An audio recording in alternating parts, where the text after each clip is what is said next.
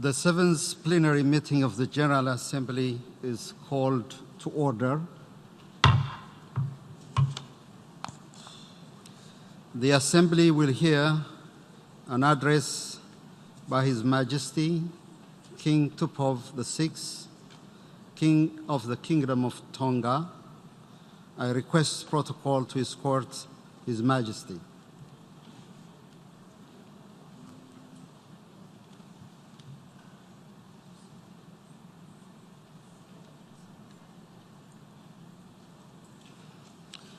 On behalf of the General Assembly, I have the honor to welcome to the United Nations His Majesty King Tupou VI of the Kingdom of Tonga and invite him to address the Assembly.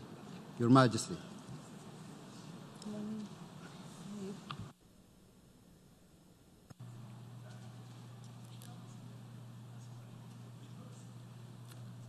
Mr. President, I congratulate you on the assumption of your presidency of the 74th session of the United Nations General Assembly. I assure you that the delegation of the Kingdom of Tonga will fully support your able leadership. I express our gratitude to your predecessor, Her Excellency Maria Fernanda Espinosa Garcés, for her successful presidency of the 73rd session, making the United Nations relevant to all peoples through global leadership and shared responsibilities for peaceful, equitable, and sustainable societies. I also commend His Excellency Mr. Antonio Guterres for his inaugural visit to the Pacific Islands region in May of this year and his continued stewardship of the Secretariat. Tonga fully supports the ongoing work he is undertaking on reform of the United Nations to ensure its relevance and utility for all member states.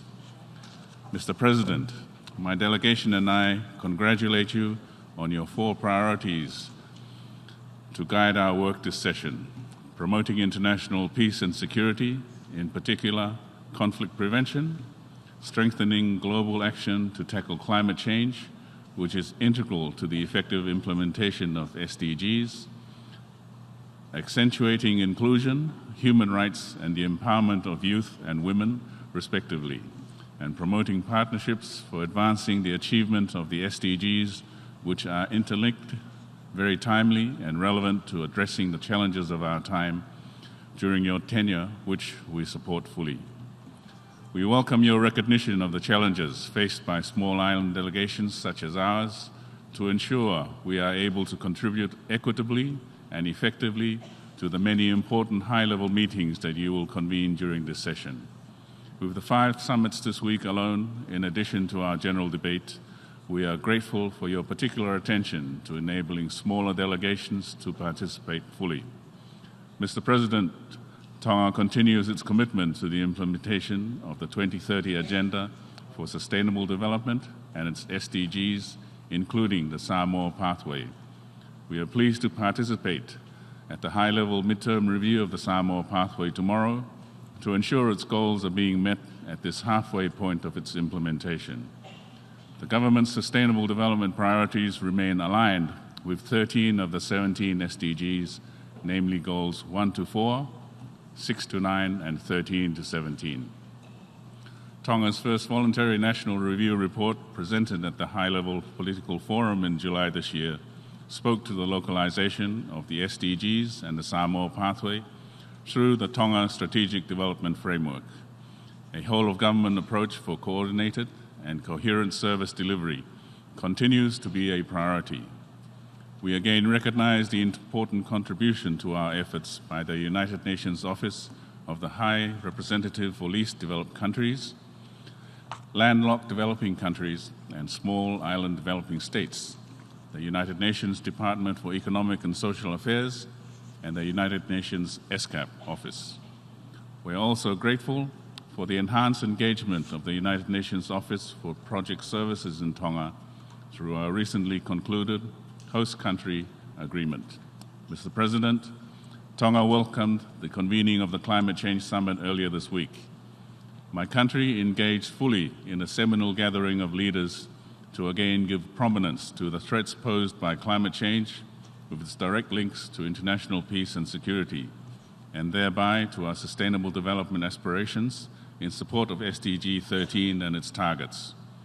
The 1.5-degree limit is the heart of the Paris Agreement, and although my country, with our Pacific small island developing states neighbors as a whole, contributes not even close to 1% of global warming, we remain committed to this agreement. For Tonga, securing climate finance is the main priority, as without it, no action on our nationally determined contributions is possible. We welcome the announcement by the United Kingdom of its intention to double its contribution to the Green Climate Fund. Pacific leaders in Tuvalu last month endorsed the strongest statement to date on climate change. The Kainaki II Declaration declared a climate change crisis in the Pacific Islands region and called for urgent action to reduce global greenhouse gas emissions and prevent catastrophic global warming and disasters. Extreme events like cyclones and typhoons, flooding, drought, and king tides are frequently more intense, inflicting damage and destruction to our communities and ecosystems and putting the health of our peoples at risk. We think at this time of our fellow islanders in the Bahamas as they work to recover after the devastating impacts and destruction in the wake of Hurricane Dorian.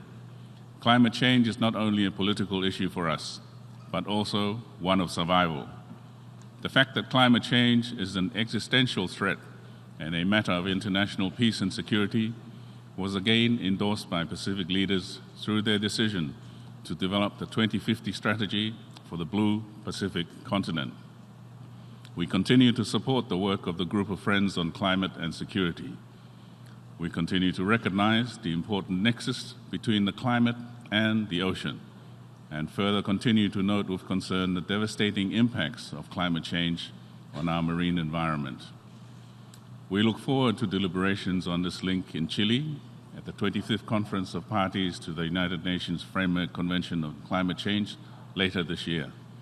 Important issues of baselines that determine our maritime boundaries, once established under the UN Convention of the Law of the Sea, should not be affected and should remain unchanged despite the effects of sea level rise.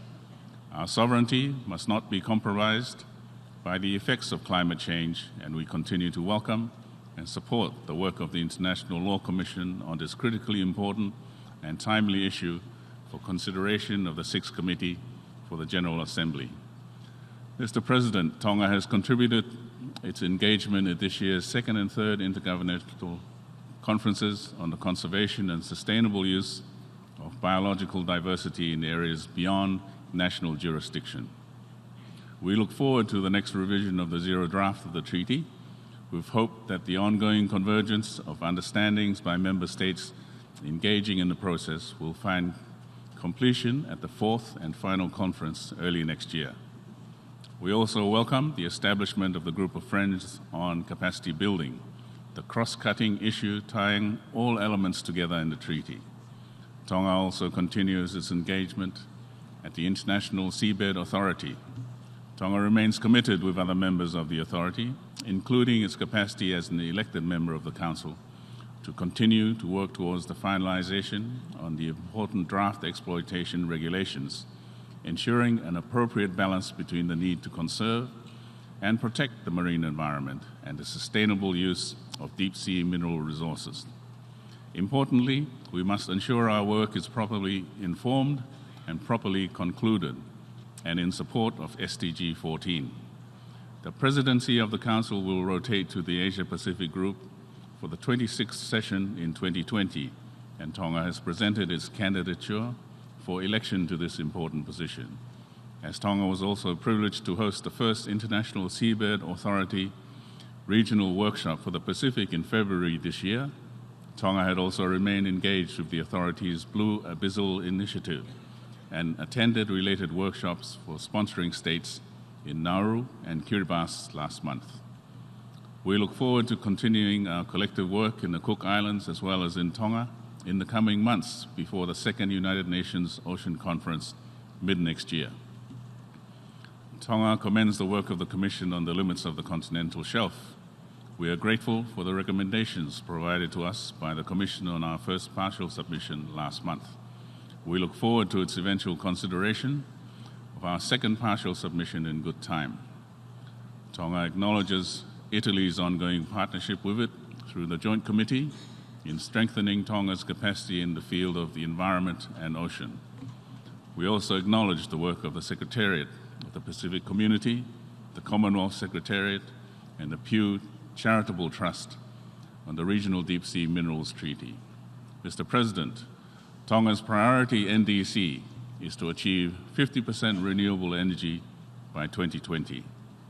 We have been able to negotiate the funding required to achieve this, and we would like to thank partners alike that assist Tonga through public and public-private financing as well, to accelerate my country's transition to renewable energy and resilient infrastructure in support of SDG 7 and its targets.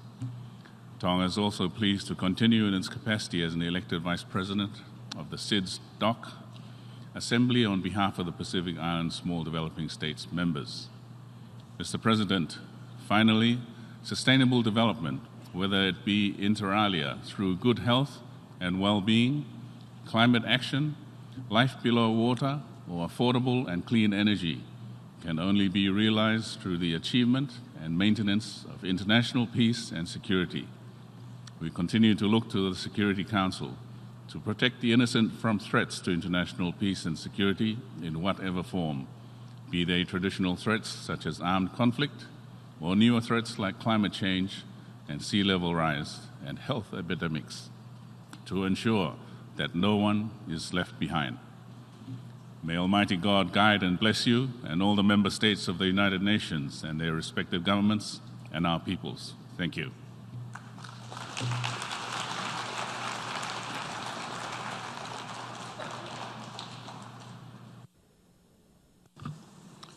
On behalf of the General Assembly, I wish to thank the King of the Kingdom of Tonga for the statement just made. May I request representatives to remain seated while we greet His Majesty.